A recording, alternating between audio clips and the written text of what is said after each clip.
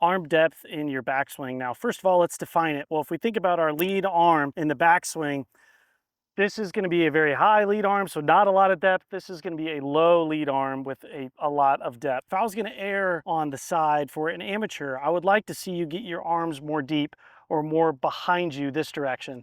And the reason for that is if we get our arms too high and then we start to add rotation too early, then we're way out in front of it. We got nowhere to go but to lean back and slow down on the way through. But if we could get our arms and hands a little bit more behind us, if we add a little rotation, which is the tendency for most amateurs, then the club's still going to be relatively behind us. So I'm not saying you can't play good golf with your hands really high. Justin Thomas is a great example, but he makes other compensations in his swing to make up for it. For the average amateur, having more depth is a great thing, and you could do it from the beginning right as you take the club back. So you're going to want to feel as though your hands are working in close to your thigh while keeping this club out. So just your hands are working in, your trail hip is working back behind you.